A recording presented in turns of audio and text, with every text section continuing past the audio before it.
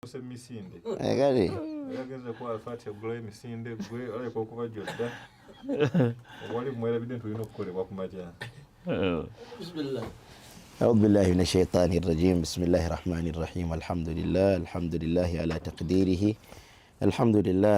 لله على حسن ما صرف من أموره. الحمد لله بحسن صنعه. الحمد لله حمد الذاكرين وشكرا على إعطائه ومنعه.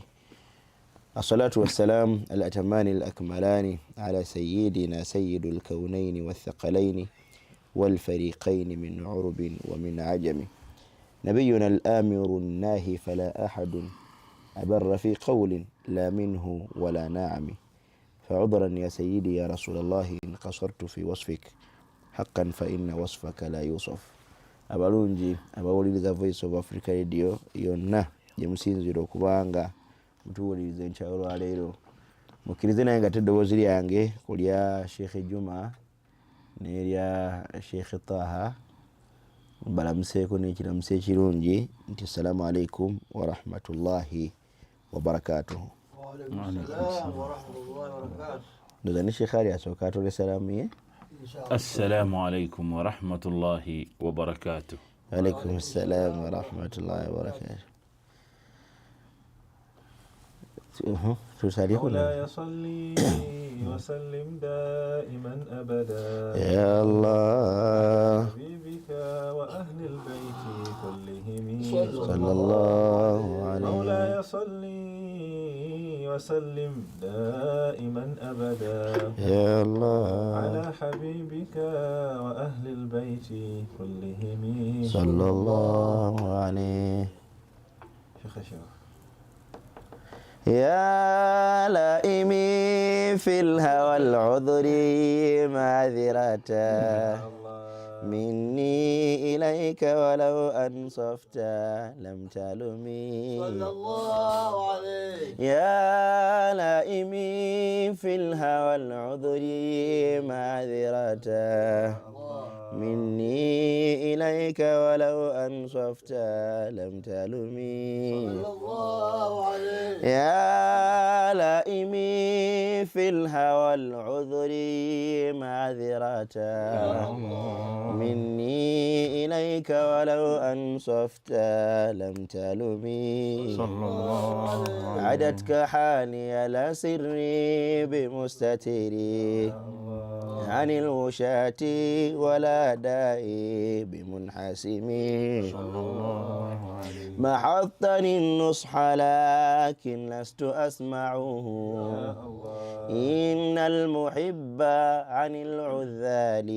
في صممي. إني اتهمت نصيح الشيب في عذالي والشيب أبعد في نصح عن التهم. مولاي صلي وسلم دائما أبدا على حبيبك خير الخلق كلهم. مولاي صلي وسلم دائما دهرا على سيدنا محمد وأهل البيت كلهم. Sheikh Taha, Naam. ebigambo ebyo njagadde bimmankulembeza mbigattire ku nsonga ya Sheikh Juma gy'ayogedde. Abatukulembera mu kisaayi ky'okutegeera radiyallahu anhum bwe batyo bwe baateekanga ensonga zaabwe eri Allah. Ensonga yaabwe yonna yakulemberwangamu okusalira Nabbi Muhammad sallallahu alaihi wasallam ne mu kugiwunzika ne bagiwunzikiramu okusalira Mukama waffe Nabbi Muhammad sallallahu alaihi wa alihi salam. Oluvannyuma lw'okutegeera nti ekijjira wakati w'okusaalira omubaka wa Allah Mungu tayinza kukigoba bal Mungu akkiriza kikkirize. Sheikh Juma agambye wano abantu nti ezimu ku nsonga Allah mwakkiririza edduwa zaffe Sheikh Ali watunakutuuka kwe kulembeza okusalira Nabbi Muhammad sallallahu alaihi wasallam nitusembera okusalira Nabbi Muhammad sallallahu alaihi wa alihi salam. Era mu bigambo by'ensomero ya Imam Muhammad Said al-Busayri alaihi rahmatullah so Sheikh Taha Naam. omusajja oyo yali mugezi ebyo biri mulyango ogusooka bwe yali atandika okuwandiika buruda ye naye yamanya nti bangi bagenda kuleekaana bagenda kumuvumirira okuwandiika buruda eno yamanya nti bangi tebajja tegeera makulu nakigendererwa ki ekiri mu buruda eno mu mulyango ogwo gwasooka n'abeesooka kuba yatandika ebigambo byengalaga agenda kusala Nabi Muhammad sallallahu alaihi wasallam niwe yatandika yabagamba nti abange ya laimi fil hawa al-udhuri ma'dhirata minni ilayka walau ansafta lam talumi sallallahu alaihi naye nti wange gwananenya wange gwanalaba atategeere kino kyendi mukola alinga yamanya tibajja kubaayo ajja kubaayo n'abeesooka naga nti ya laimi fil hawa al-udhuri ma'dhirata gwatategeere bukulu bwa burda igwananenya nabbi naga nti ntandise n'okubeetondera muntandikwa munsonyiwe ma'dhiratan minni mbeetondera nze buuswiri nga kudda gye muli kubanga law ansafta lam tarumi oba kubanga ebigambo byempandiise nze buuswiri obigenderedde mukyamazima tewandinenyeza singa obitegeera kyategeeza gwagenda okunnenya omutwe gwe mukalu totegeera bikola ki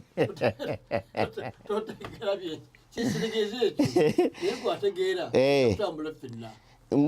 munange nkoze eki nkubuulidde amazima tojja kusobola era ati adatka hali ya la sirri bimustatiri anze embeera yange bwekati wetuuse sikyalina kyenkweka ani lushati wala dai bimunhasimi alushati be bantu ababungeta n'ebigambo abantu ababungesa ebigambo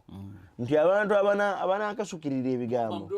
abanaga nti nkoze shiriki n'ebifaanaganako bannange mu musonyi segenda batunoolira temujja kunzijja ku mulamwa kano kensimbudde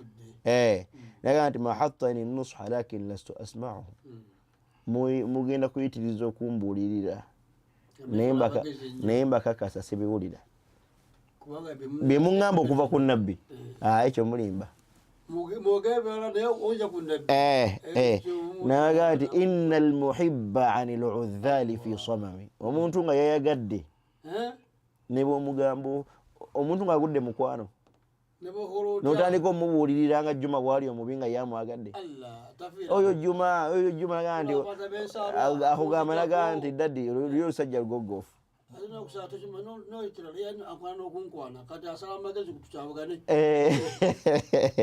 idhan sheekhe Juma ekigambo kyayogedde sheekhana kikwatagana n'ekigambo Sayyidina Umar ibn al-Khattab radiyallahu anhu nga Imam Abu Isa Muhammad ibn Isa Tirmidhi alayhi rahmatullah mu sunani ye yaita mu hadithi naga nti Sayyidina Umar ibn al-Khattab radiyallahu anhu yagamba iseka Juma gwaba vonula yagamba nti inna ad-du'a mawqufun bayna as-sama'i wal ardi la yas'adu minhu shay'un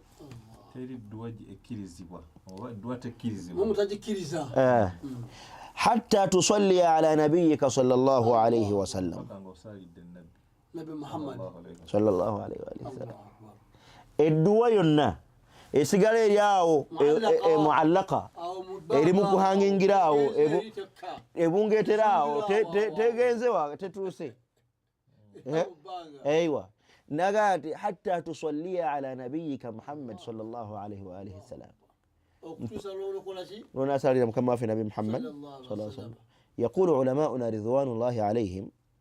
Sheikh Taha bamanyi bafa balungi baatugamba ekigambo kimanyikiddwa abantu bangi bakyogera baga nti inna Allaha ta'ala akram min an yataqabbala as-salatayn fi awwal ad-du'a wa akhirih wa yaruddu ma baynahuma. inna Allah ta'ala akram min an yaqbala as-salatayn في أول الدعاء وآخره ويرد ما بينهما.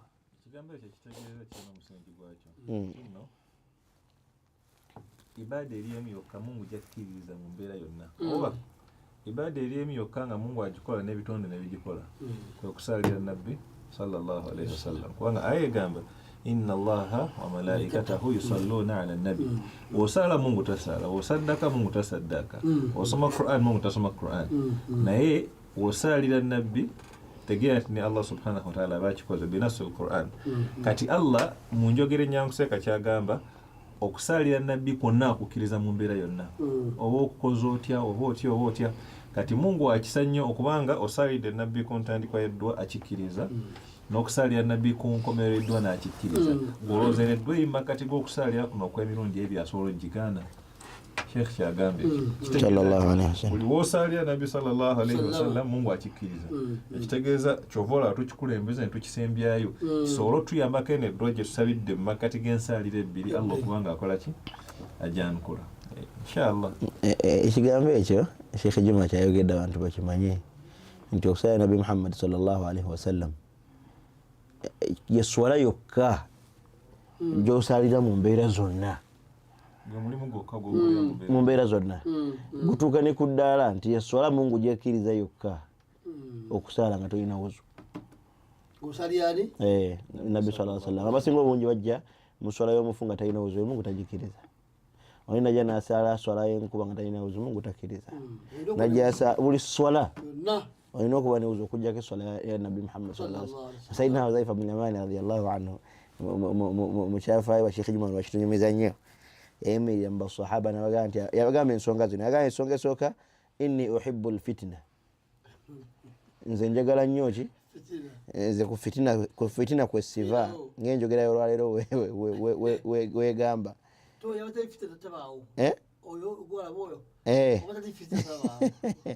yagamba nti inni uhibbu alfitna bannange nze njagala nnyo fitina wa akrahu alhaq nkyawa nnyo amazima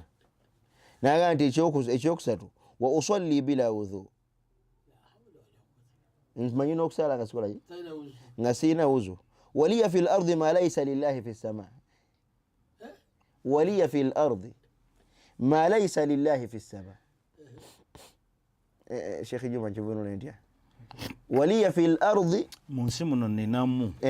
Mungu byatasobola kubeera nabyo nina kyensobola okukola Mungu byange ebisi bya Allah nina bye nina nga byange nga Allah tayinza beera nabyo tabi Sayyidina Umar yayimuka kwe alina kyasinga Allah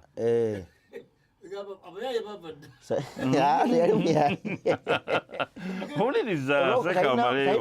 omanyi seeka wetufulira obuzibu kati ebigambo bya seeka Ashirafu omuntu ajja bisalamu olaba Sheikh Taha nga wagaye bwatyo Sheikh Taha ali mu kifaananyi kya Sayyidina Umar kuba Sayyidina Umar bwayimuka n'akwata ekiso naye bakuwaana biddemu ndabe bakuwaana biddemu ndabe Sayyidina Hudhaifa n'agamba Ibn al-Yaman radiyallahu anhu nagamba nti owange obadde ki nze byenjogedde mbitegeera namugamba nti Umar kakkana omusajja oba oliawo alina kyategeeza yagamba nti inni uhibbu alfitna njagala nnyo ki njagala nnyo fitina n'abagamba nti alam taqra'u qawluhu ta'ala innama amwalukum wa auladukum fitna yagamba nti mwasoma aya eringa Allah bagamba nti innama amwalukum wa auladukum fitna mazima ddala abaana bammwe n'ensimbi zammwe fitina nagamba nze ku maali n'abaana kwe siva toyogera ku mwana wange nze ensimbi zange tozizanyirako nenkuleka era ndi uhibbu alfitna ekyokubiri nagamba nti wa akrahu alhaq nkola ki ntamwa nnyo amazima nagamba nze okufa kw'amazima tewali kubuusabuusa naye nkutya era sikwagala waliya fi lardi ma laysa lillahi fi sama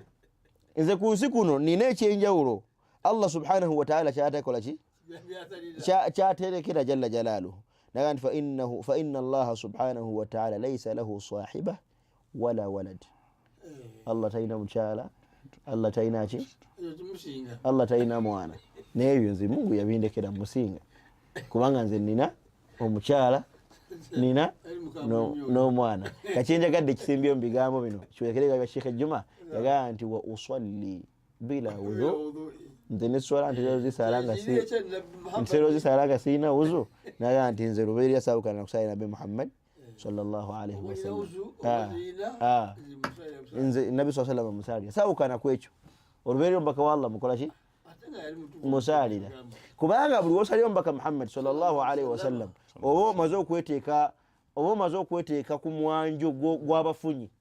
obo mazo okweteeka mu luyi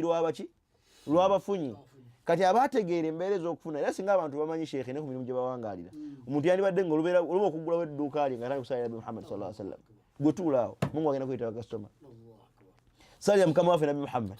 sallallahu alaihi wa alihi wasallam ebisigadde Allah subhanahu wa ta'ala agenda bikulekera twalina sheekhe waffe Sheekh Sufyani Muguluma nga tusomeka kiri ku maahadi yatujubiza ekyafaayo bwe yagenda e Misiri yatugamba sheekhe yagenda e Misiri alina gye yali alaga emmotoka nebafaako Omisiri gwe yali naye namugamba nti emmotoka efudde namugamba nakati etani tuzaako ki kigenda mu maaso naye ati tewali kiddako basi tusalire nabbi nagambye tusalire nabbi bwetusalira nabbi Mungu ajja tukolera ebyamagero sheekhe natunulira omusajja nga bali mu ddungu emmoroka efudde ye mugenyi gyali talina kyamanyi omusajja amugala tusalire nabbi naye nagamba nti namuwerekera nebasalira nabi Muhammad sallallahu alaihi wa alihi wasallam mukusalira omubaka wa Allah baali awo nga tebasuubirayo tebalina nasuubi bagenda nga bafunye faraji ng'omuntu azze n'abayambako bweyatuuka we yali n'ababuuza ebibuuzo n'abibikula emmotoka n'akanikamu Katonda emmotoka neyaka ne batambula ne bagenda idhan okusalira nabi Muhammad sallallahu alaihi wasallam toyina dduwa gy'ogenda kusaba ng'ekulembeddwa ekyo ng'efundikidde n'ekyo Allah subhanahu wa ta'ala agikuddize Mungu agenda gyanukula naye abasinga obungi obuzibu bwe tulina wallahi tetumanyi kusaba oli awanika emikono eri Katonda n'agamba nti rabbana taqabbal minna innaka anta samiun alim tub alaina ya maulana innaka anta tawwab jamil birungi Allahumma inni as'aluka Allah nkusaba Mungu as'aluka nkusaba nayogera ensonga zeri Allah jamil kirungi okusaba Allah subhanahu wa ta'ala era Mungu ajja kwanukula naye okusaba kuno kwosabye tekulina musingi gwako mulungi wabula oba oyagala Allah subhanahu wa ta'ala akuwe gwekulembeza okusalira nabi Muhammad sallallahu alaihi wasallam osembye okusalira nabi Muhammad Sheikh Ali ina hadithi yasinga okwagala okusoma ennyo nti inna Allah ta'ala Allah subhanahu wa ta'ala yatonda abantu bano n'abanyigira famakatahum jamia Mungu nakola ki naba munyivu nnyo ate Allah yagamba la maqtullahi akbar min maqtikum okunyiga wa Katonda kuzibu nnyo okunyiga wa Katonda kuzibu nnyo tekumanyi kwammwe mwe bye munyiga temuli temusobola kutuuka kunyiga kwa Katonda naye nabbi sallallahu alaihi wasallam hadithi yagamba atya nsome hadithi Allah nadhara ila ahli al-ard famaqatahum jami'a Allah yatunulira abantu b'ensi eno yonna ng'amaze obbatonda ngalaba batandise okukola ekisiru Mungu n'abanyigira bonna illa baqaya arabahum wa ajamahum abeeru mu bo n'abatali oba abawarabu ku bo n'abatali illa baqaya min ahli al-kitab okujjako abatono mu abo abaali mu bannannyini kitabo yani abaali ku nzikiriza z'entuufu nga batambulira ku bulongoofu batambulira ku bulongoofu illa baqaya min ahli al-kitab kasi Allah subhanahu wa ta'ala nagamba nabbi Muhammad sallallahu alaihi wasallam wa arsaltuka li abtaliyaka wa abtaliya bika nenkutuma gye bali sallallahu alaihi wasallam nsobola okugezesa ali nabo bakola ki mbagezese ku lulwo mbagezese ku banakkiriza gwe nkutumye mu bo bashirika dda batebenkera dda n'amajinni gaabwe balowooza begeega bawa balowooza bino bw'ayagala balonga asaba jjajja gundi bw'ayagala kinagenda wagundi bw'ayagala kinaddukira ng'obulamu bwe bwonna bwatebenkera dda nti ekyo kyeki kati Allah agezesa nabbi bwe bakutuma ewaabo seeko oba ku kigezo kati Allah yamugali abtaliyaka naye naga nti wa abtaliya bika kati ate nawe byobatwalira gye bali kigezo banakkiriza naye wa anzaltu ma'aka kitaban la yaghsiluhu alma Allah ma yaghsilu la yaghsiluhu alma karuzika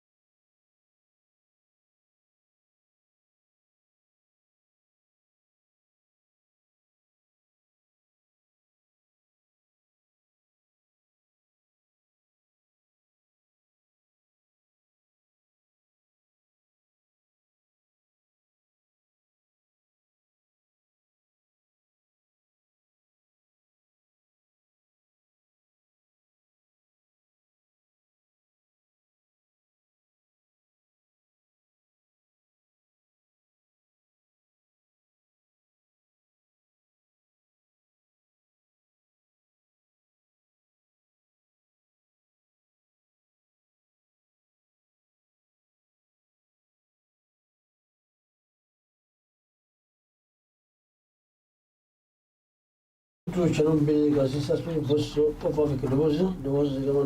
programme dawa ka tuliku Sheikh Abadina Kazindalo tuse ensonga yaffe. Allah tugamba oluvannyuma lw'okwanyula kwa Sheikh kuno okulungi, Allah tugamba aya gye twakomako ne hadithi. Inshallah mu budde obusigaddeyo tugenda kubyanjula olwanjula olugazi. Allah tugamba aya namba 17 mu suratul Ankabut. Mbuufu bwe bune hadithi yaffe. Allah agambye kullukum ja'i'un, mwenna muli beetaavu ba mmere, muli bayala. Najja mu suratul Ankabut n'ayogera ensonga enkulu n'agamba innama ta'buduuna min duuni llahi awthana wa takhluquuna ifka. Mwe abaana Adamu olw'enjala seekaazi kusooka ne seekashafu nze aya eno inshallah kwagenda malangi bateere. Allah agamba nti innama ta'buduuna min duuni llahi awthana wa takhluquuna ifka. Mwe abaana Adamu olw'enjala mu biseera ebimu n'olw'okubeera n'obwetaavu bw'okulya n'emmere mufundikira mugenze mu shiriki, ne mufundikira nga Mungu mumutaddeko byatali, oba ne mumuwayiza oba ne mumugattika mu kusinzibwa ne mu kusaba, naye mukitegeere nti innal ladhina ta'buduuna min duuni llahi awthanan innal ladhina ta'buduuna min duuni llahi la yamlikuuna lakum rizqa. Ebyo byonna bye mugatta ku Allah tebisobola kubawa riziki oba tebisobola kujjanjaba njala yammwe. Ono waliwo amakulu magazi. Nga makulu ki? Okimanyi nti omuntu saawa zino waliwo ayi mu kuloga munne ng'ayagala muggyeko ssente oba mubbeko ekizimbe oba mubbeko ekifo kyalimu. Eyo yonna nze ngiyita njala. Era njala eyo. Oli muyala ogenza ole munne afunyeyo akasente oyagala omukuba omuti oba omuloge omuggyeko ssente zakola ki? Zayina okukusa enjala yo. Mukadde ke kamu noonyereza abantu abasinga obungi abali mu shiriki saawa zino, ajja kugamba nagenze kutereza mpewo. Lwaki? Emirimu gikoze ki? Gyekutta, obwavu bukola ki? Bututta. Eyo naki? Njala. Mukadde ke kamu noonyereza abantu abalimira banna bakuyita kulima mpenda. Kulimira kulima. Omutanzania nsekerera obadde ki? Si Uganda. Allah twebuuzeeko. Kale so omusajja Omuganda matovu azannya n'engo. Baga okulima empindi kozesa ekyo esigani ekikugamba oluvannyuma neragirako nga ndowooza omanyi Oluganda.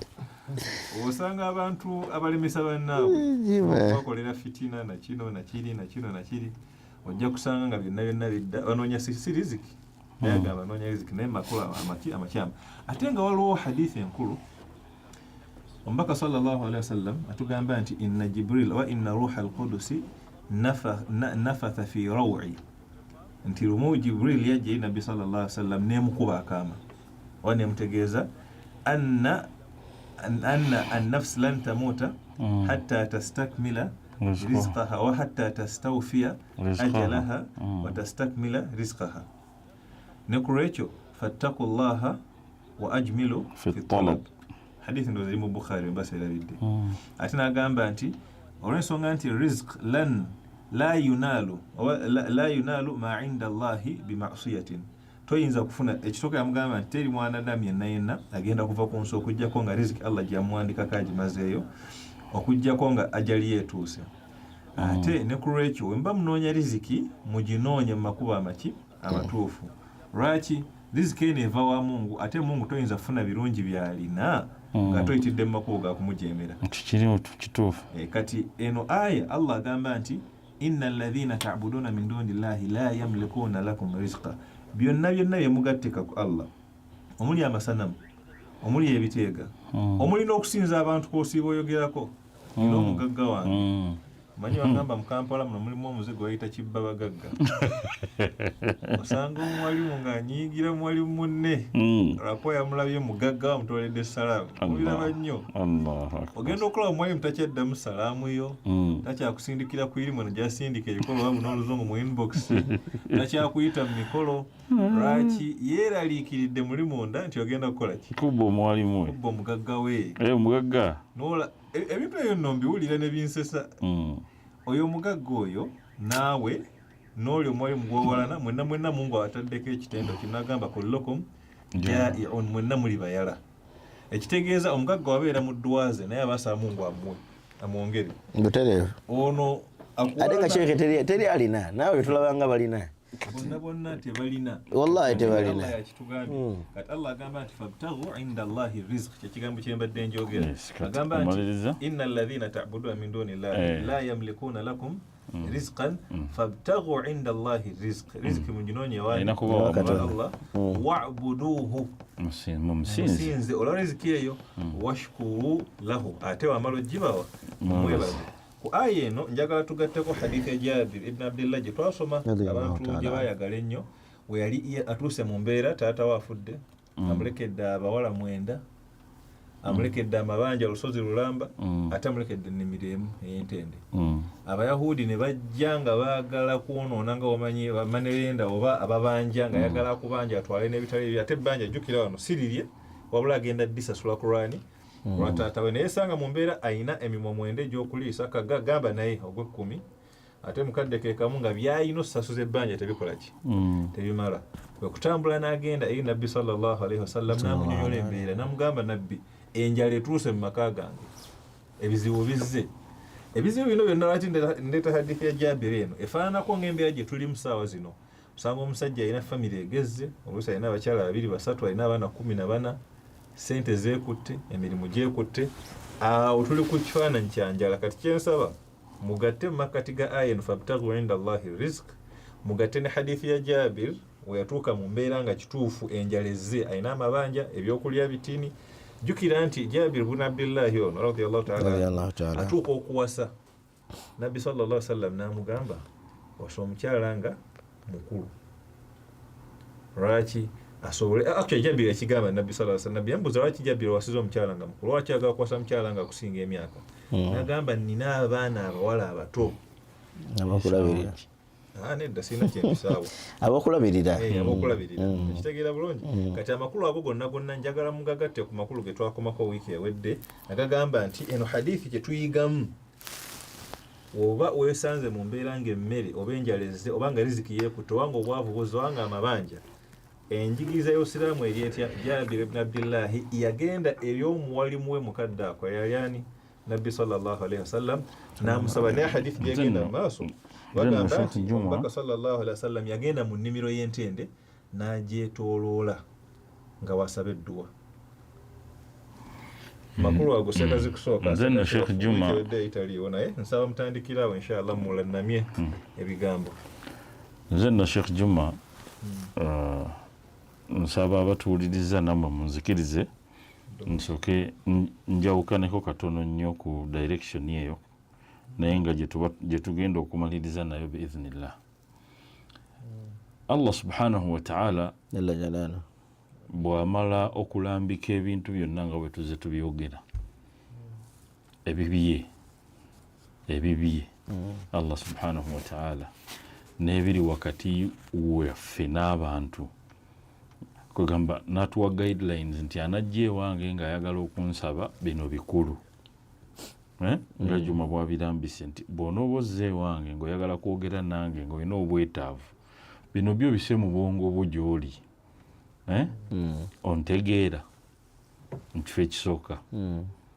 toli mbulya z'amaanya eri abalala otegedde ekyo ekiddako ekyobubuze nti otegedde nti toteekeddwa kusaba atalinze tobuze osigadde ku mulamwa nti tosabye ekirala ekitalinze kati Allah subhanahu wa ta'ala najja atubuulira ebintu ebifuga abantu nga bitulemesa okuwanukula edduwa zaffe nga bimu ku barriers ntegeera tolya z'amaanya manya bwonsaba kakati kino ekya Juma kyali kyayagala tunnyonnyole kiri mu manya bw'okola ki manya bwonsaba nti bw'obanga totegedde gwe bw'obanga gwe tomanyi gende ewa Seekashirafu nga Jabir bwe yagenda ewa Nabbi bw'obanga tomanyi Ar-Rahman fas'al bihi khabira bw'oba oyagala rahma za Mungu nga olaba gwe zikkaluubiridde noonyayo omukugu era Sheikh byeyemundoza ku bintu umma byeyegattako umma y'Obusiraamu yonna kyetuyita atawassul bisalihin yes bantu abalongoofu okudda eri Allah subhanahu wa ta'ala ekyo sheekhe kababeere bantu kindoza umma yonna kwekyo yegatta tewali ayinza na kigaana ekyo kati eyo ye mawdhi'ul jahl nti ofunye obulungamu mu butya bw'ononsaba olungamiziddwa ku butya bw'ogenda okunsaba bw'omala Jabir radiyallahu anhu yalungamizibwa nabbi eno hadithi nejja nayo nga etulungamya ffe ku kiki kyetuteekeddwa okukola senga ebintu biba bitabuse senga sente zeekwata tomanyi dduwa ki gy'oteekeddwa kusoba ogenda kugamba Allah ebigambo nti ayi Allah sente zeekuttemu nkusaba ompe oba omaze okusaba naye osabye bulungi ekyo kikuweesa ekyo kikuweesa abantu bano Sheikh ali kyoyogera ekyogenda omuwalimu oluusi aba amanyi nti bwemba ngenda kusaba Mungu dduwa ya ssente ngenda kukozesa aya ki ngenda kukozesa uradi ki aba amanyi ekyokukola naye gweoyinza nina omuntu omu gwe nalaba ennaku ezo bano batiktokers bamugamba okusabira omuntu omwedduwa nasanyuka ennyo naga nti rabbana allahumma inni auzu bika min alkhubusi walkhabaisi bonna ne bagamba amin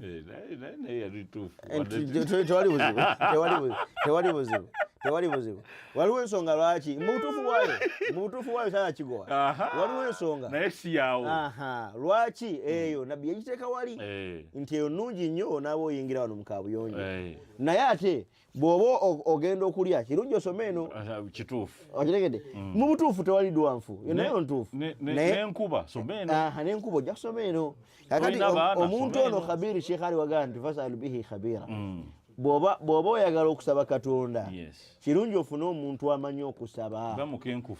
omukenkufu mu kusaba mutuule wansi akubuulire tugenda kutambula tutya nti olina nsonga ki nti ensonga yange yenjagala okusaba njagala kusaba Katonda baana ashtaki ila Allahi al-uqma Mungu njagala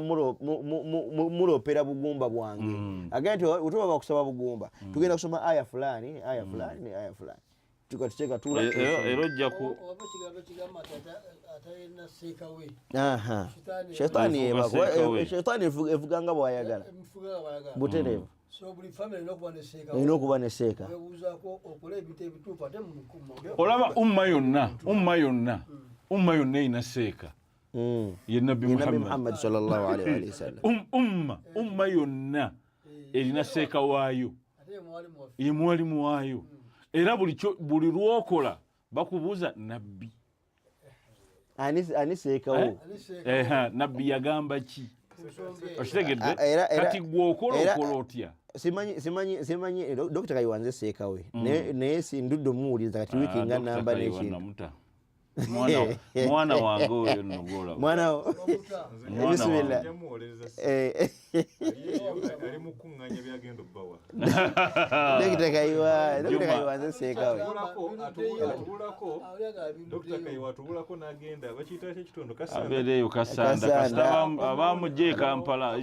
kanta y'amatooke ebigambo by'e Kampala seeka nze nsaba Allah tanzigye Kampala okujjaho nga ngenze kukyala nakusomesa naye ebyombo omuntu atandise okukolera mu kyalo nedda olwani wakolere mu kyalo eyo era abadde nga nkubira buli lwakutaano ng'akomawo nti owaaye nkomawo tusinkagane wano wiiki bbiri simulaba omuwalimu we wiiki bbiri ng'omuwalimu otakuwuliza Ashirafu y'omwana wange munzirize mwana wonoza mukuddize gwanamugambako kale bismillah mundeke malirize ebigambo byange bismillah malirize era jinjagadde okwongerezaako Ashirafu kyayogedde kyokgenda eri abawalimu namugamba tulina ekizibu wekiti some aya bweti eyo ensonga y'obusiraamu lumu ayitibwa Imran ibn Husayn radiyallahu ta'ala anhu ayita ku musajja atudde alina waali asoma Qur'an nga onasoma mathalan ogambye ensonga ya bugumba ati Allah nayeta kisa ya Nabii Zakariya mu Qur'an agamba wa Zakariya idh nada rabbahu rabbi la tadhurni fardan wa anta khayrul warithin abere ilmu jita mujarrabat ntinno omuntu aba mathala nabulidde omwana ebbanga ddene eyo aya oliwabeera mu sujud agisoma emirundi 40 rabbi la tadhawni fardan anta khairul warithin rabbi la tadhawni fardan anta khairul warithin akweseza Qur'an rati Allah aya kastajibala ayanukula nagamba fastajabna lahu wa wahabna lahu Yahya wa aslahna lahu zawja innahum kanu yusari'una fil khairat wa yad'unana raghaban wa rahaba wa kanu lana khashi'in kasita Zakariya yayitiriza okusaba edduwa eyo Allah namuwa omwana kati gwe n'owulira amakulu ago aya n'ogyekwatako Imran ibn Hussein yasanga omusajja ng'akola era aya gyeddingana ng'asaba Allah ayengawo n'ayita ku muntu nga yena waali kasita rujaa nadde mabega naga omusajja ono akola ki ثم قال ناغامبا إمران ابن الحسين ناغامبا سمعت رسول الله صلى الله عليه وسلم يقول نقول يوم بقى الله ناغامبا من قرأ القرآن ينينا سمع القرآن فاسأل الله به فسأل الله به من قرأ القرآن فليسأل الله به ينينا سمع القرآن نامزو كويجي بياما نابوتيا بوجيكوزيسا sinzira ku Qur'an yosabe Allah raki fa innahu saji'u aqwamun oransonga nti omulembe gujja tuuka gujireka abantu yaqra'una al-Qur'an nga basoma Qur'an yennyini eyo naye nga tebasaba Allah yas'aluna an-nasa bihi nga bagikozesa okusaba abantu okusabiriza ye muntu gwosanga nga ayagala jje akube ekikopo nga akozesa aya za Qur'an ayagala jje asome Qur'an maaso g'abantu bamufuweyo obusente naye ng'enkozesa entuufu ya Qur'an eri nti omubaka sallallahu alaihi wasallam yagamba iqra'u al-Qur'ana musome Qur'an was'alu Allah bihi mugikozese okusaba Allah qabla an ya'tiya qaumun yaqra'una al-Qur'an fayas'aluna bihi an-nas ng'abantu tana kujja kwata Qur'an eno tandika kugisabisa abantu kati kyekyo kyabadde agamba okugenda eri omuwalimu fe abawalimu tulina ilmu gye tumanyi nti nooba n'ensonga bweti ne bweti Qur'an eno osoma wano nosoma bwoti ne bwoti nosaba Allah kyekibaleeta gye tuli temujja gye tuli lwakuba tulina nnyo bye munoonya wabula mu mirimu emingi omuwalimu gyakola amakulu baseka gajjayo mulimu okuyigiriza butya bw'otuuka alina procedure nti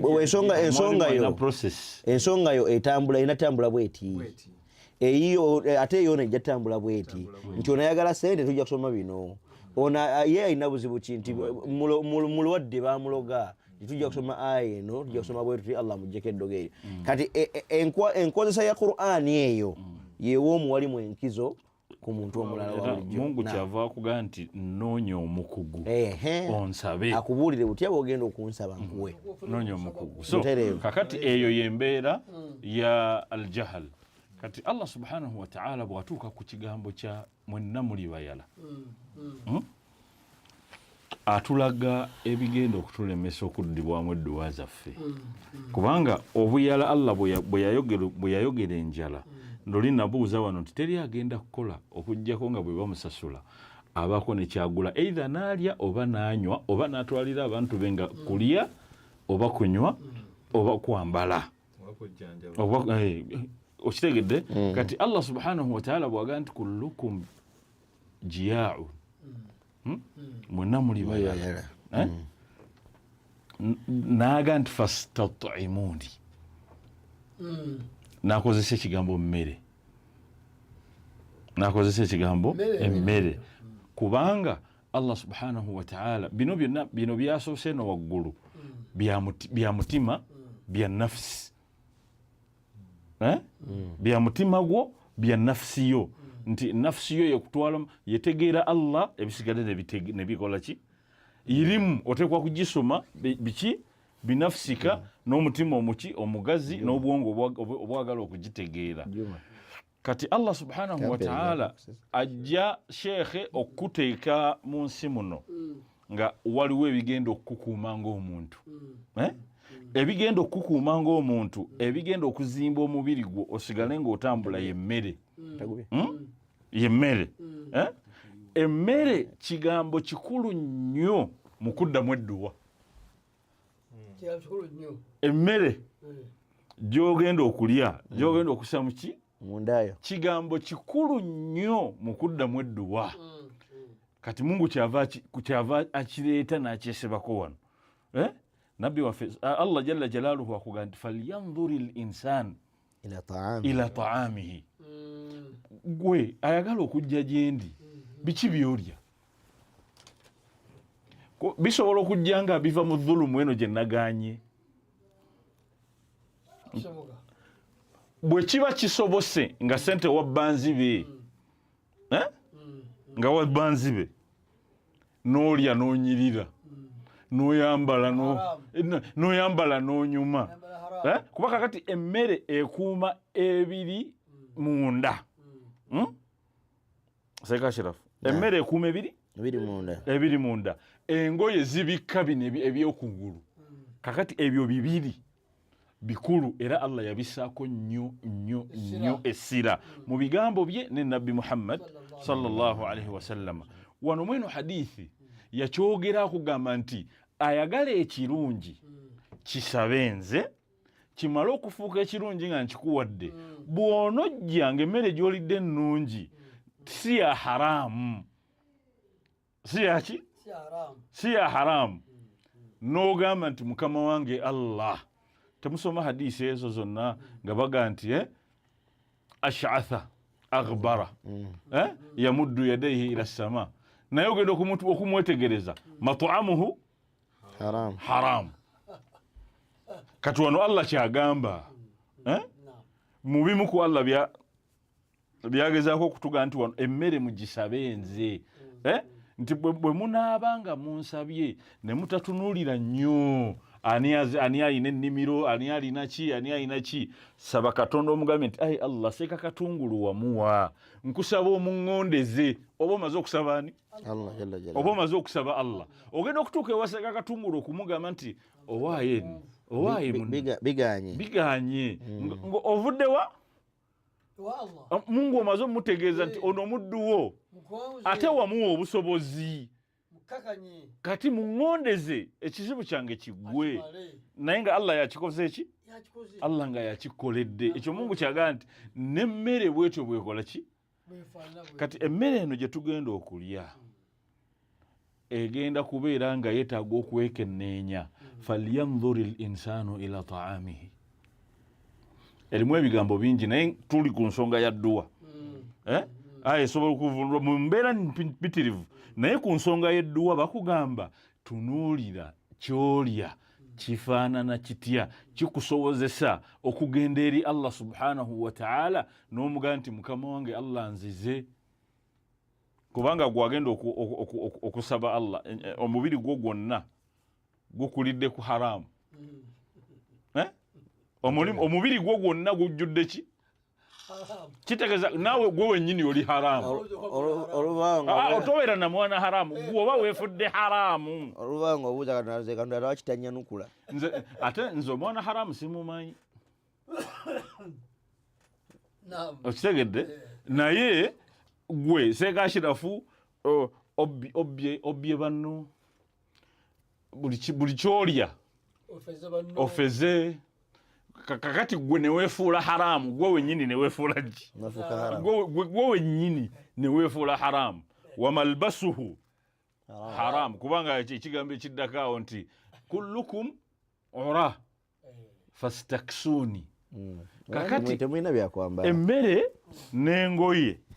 byonna biva eri ani byonna biva eri Allah bw'otunuulira ensonga y'emmere waliwo aya sekajjume y'emmere nti subhanallah aya egamba nti illa man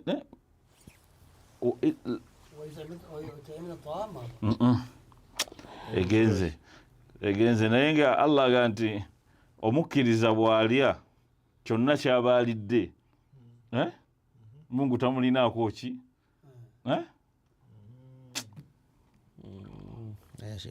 ya rabbi aya egenze Allahumma salli ala rasulillah uzibu okulegana ne shaytan kati gira nekubuzaabuza nga amanyiza okusalira nabbi shaytan ekubere wala naye eyo waliwo abaanywa omwenge ne bajja ewa Umaru n'abaga nti Mungu yagamba nti omukkiriza fima ta'im idha amana thumma اتقوا ثم آمنوا إن الذين آمنوا ثم اتقوا ثم سيئة ليس على الذين آمنوا جناح فيما طعموا. نعم. ليس على الذين آمنوا جناح فيما طعموا إذا ليس على الذين آمنوا وعملوا الصالحات جناح فيما طعموا جنوني kati eyo aya eri ku mmere seeka وعملوا الصالحات جناح فيما طعموا إذا ما اتقوا وعملوا الصالحات وعملوا الصالحات ثم آمنوا ثم اتقوا eto omuntu okulya basahaba bagenda أحسن والله يحب المحسنين basahaba bagenda ne bagamba ku bwa Umar ne bagamba nti Allah yabiva byonna byogera nti Allah yabiganda fe bwe twamala okukkiriza nabbi Allah yagala laisa ala alladhina amanu junahun fima ta'imu tuleke hujja nene naye kyamuyitirirako n'ayita Ali ibn Abi Talib n'ayita Ali n'amugaa nti wulira abasajja bye boogera ate basomye Qur'ani nkole ntya kati ebyo biri falyanzur al-insan ila ta'amihi byonna falyanzur al-insan ila ta'amihi biki ebikuyingira munda era obyo bikaki bw'onoobanga mu butuufu olimu oyagala Mungu ayanukule eddowaazo falyanzur al-insan ila ta'amihi ani akuwadde emmere gwe wennyini seeka osobola okwefuula ekintu ekiri haramu nga tomanyi nga totegedde naye buli lwonyaga n'olya weefuula haramu ate Allah ebintu ebiri haramu takwatagana na haramu kati anti gwokuze haramu yakuzizza kakitegeeza gwoli haramu kati ate oyagala kusaba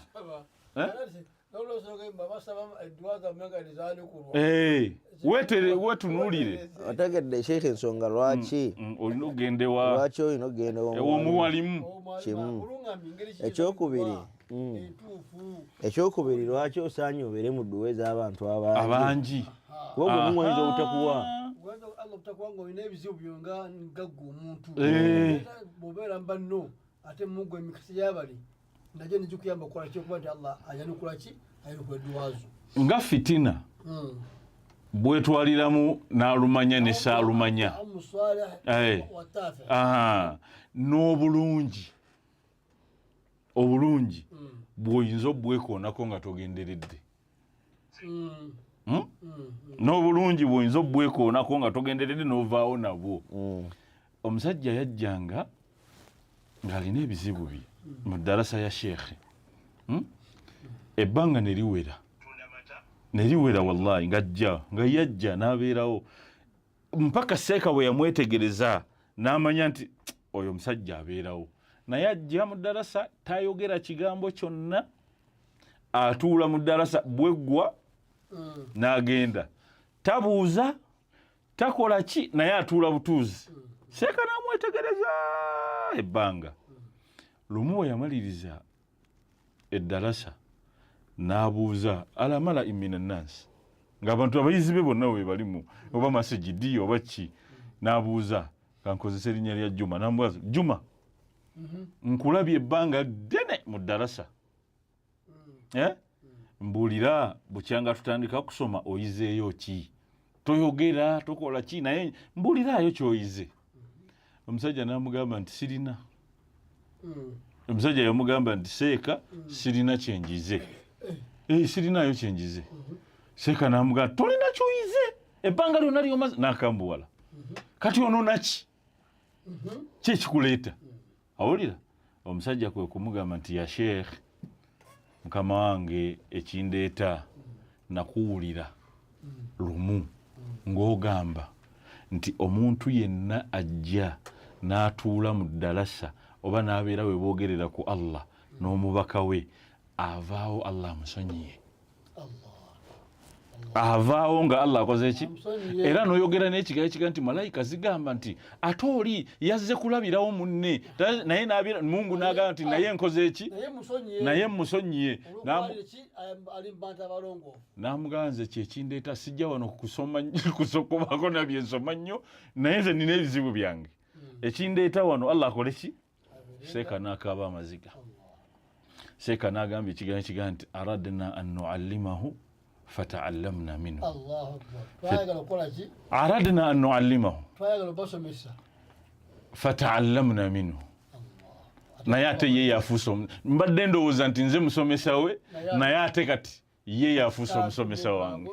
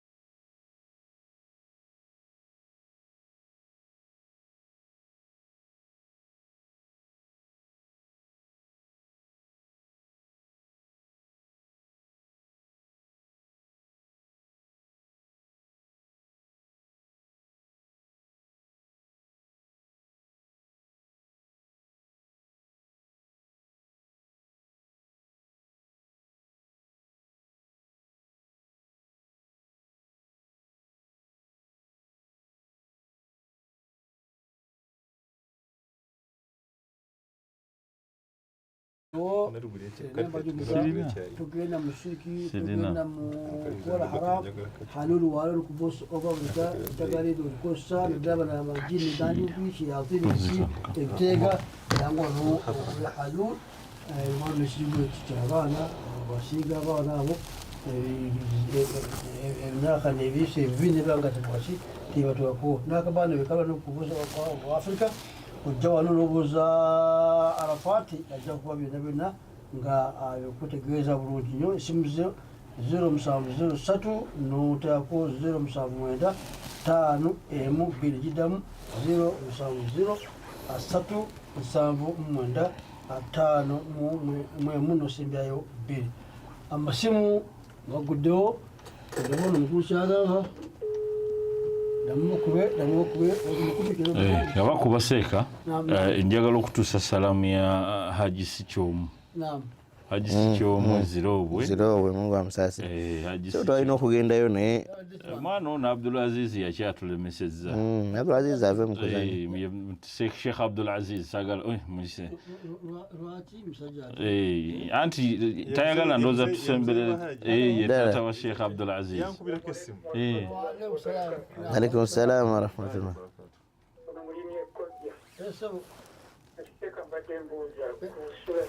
muumino yana ayenkaaga Mungu watuganjira wakana buku mwezi oya jibulaku makulu agali mu aye yerete genda kalaja kuddamu kalisi amakulu agali mu aye eyo amakulu agali mu aye eyo ge makulu era ag'ekifaananyi ekyokungulu ekiraga nti tusabe Katonda naye kyengezako okutegeera ntegeera nti agezaako okugamba nti Allah yagamba nti tumusabe ng'agamba nti buli omu agende eri Allah yekka kyagezaako okujjayo naye aya bwetyo bwega nti idduuni astajib lakum munsabe kati munsabe naye munsabe eno erina engeri yaayo munsabe eno erina engeri yaayo era munsabe eno erina ebitambula nayo mu kusaba by'otamanyi olwaleero bye tuzza okugamba nti bw'obanga onootuula ekyo Allah kyakugambye nti saba nze olina kukola bwoti ne bwoti ne bwoti ne bwoti alina salaam wa rahmatullah atatugera ku nsonga taata basebo nze nno kyenkunya okubeebaza emisomo emirungi ate nga ebyemusomesa ebennyini naffe tubirabako alhamdulillah basebwa enjala wala enjala yosimanyi obeera eggwa mu nsi tobola Allah agyogerako okubaddewo okulaba bakyamaani ababaddeko abakazi balala myaka 3 myaka 4 naye nga taagulirira abalonzi era kulembeze naye bwetusomeseza ku njala nengamba nti enjala ekyali bantu nyingi naye bwebale tusomesa era yereete ekasirafu bwe ngamba wanyisewo alaikum salaam wa rahmatullah sewo akumakume akumukulu kyana mubirika sise satukuso wanjidata wanjisewo Assalamualaikum warahmatullahi wabarakatuh. Waalaikum salaam wa rahmatullahi wa barakatuh. Saizo kuwauliza nibaseka boli nabo. Alhamdulillah rabbil alamin. uliza voice Ayogera ni kalima Ibrahim Kandiruwero. obuuza ki abakulu bano Debo abakulu ndesima gye bakola naye kamba nnyonnyole ku nsonga ya haramu. Omuntu ddi lwafuuka haramu. Omuntu akozesa obulimba ng'ayagala kubba. Nalimba haramu, nabba haramu, yabye n'abirya haramu, afuuka awunzika yennyini afuuse haramu. Kandi kyemegambye nali musajja mulungi munsiko omwo mulimu emisota. Naye omusota bwe guwangaalira omutto ogwawo nagwo bwe gufaanana. Kati omuntu osobola kubeera ng'olya haramu, oyambala haramu, okozesa haramu, n'ofuuka halaali bwekamu. tekisoboka Enjala nsonga y'enjala olwaleero enjala yawambye ensi yonna seeka abeera ku social media n'ayogera ebitasaana wanjala njala omuntu ajja mutuwa wali omuvuga yatulimba mbu ava muwula nga naye ayagala bamulabe bulabi bamusiime bamuuse egale taata akumakumi taata kati enjala asuuse enjala buli kimu njala kalabalabiwakabuula ndowooza enjala gyembaddeko omusajja ategedde nnyo omusa nga musaasi alo sebo aloti wangi assalamu alaikum warahmatullahi wabarakatuh waalaikum salaam warahmatullahi wabarakatuh Mungu asasire gatasi mukabuli yayi amin ya rabbi amin ya rabbi oyaba musayi gwa voice Abdurrahman okusinzira ebuwenge Esebo. baseeka mbeeyanziza Esebo. olw'emisomo gye musomesa olunaku olwaleero eri omusaada gwe beeta Asrafu bazannya n'engo andogerera bulungi ebigambo bye Allah bimukuumire. atya n'engo ndakukoberaku olundi olundi Okuzannya n'engo tokiko. Kigambo inshallah sebo n'olwaleero bateeka mwogere ku baseeka nti singa oba n'obwetaavu osobola okugyawo omuntu omumanyi yena yena aye baseeka abasinga bafu waliwo niseeka omuyeranganga kuleediyawo kuvoisira ebifo aye otakayida ng'agamba ki musiriku muzibu yali ani oyo ati gyamwogerera kunkubiraku akasimu nemukukobera kale kale Ate ugambe yazze kwerangira wa. aye nga byali kundizaamu nga kayibindi kale ntegaana ensonga eyindi seeka mwogere ku kigambo kya haramu olwa seeka asobola okwemerera emberi eyo musikiti yakoba nti tulina obwetaavu wano bwa mitwalo 10 bwamagaza emitwalo 10 gyawaayo seeka yakoba ati gano ndikuwona emitwalo 2 era nesente esente abalangamu edindi bwakwega oyo seeka batalire haramu mwanukule mudakiika emu naye nga sina mwanukula katumiyo ku Hajjat Fatuma kyemmanyi Nze Shamsa. kuyingira Hajjat naye Shamsa. Hajjat Shamsa gye yawulira asaakatungula oyinza okuwa enamba yewagikyusa amukubako Ashraf. nga omwami kyayogedde omwami omusogo eweka muli musayi gwa voice tumugamba nti buli ssente yonna eba efuniddwa mu makubo nga galimu kubuzaabuza waga si malambulukufu eba eyingidde mu muteeko gwa haramu oba etya oba etya oba etya Oba ani agifunye. atubeebaza abatuwuliriza neera tusaba Allah subhanahu wataala ayongere bategeeza ebigambo bino naffe ayongere tuwa omukisa okujja wano olabangako buli wiiki nyongera obajjukiza nti Musa Kaweesa Islamic Education Center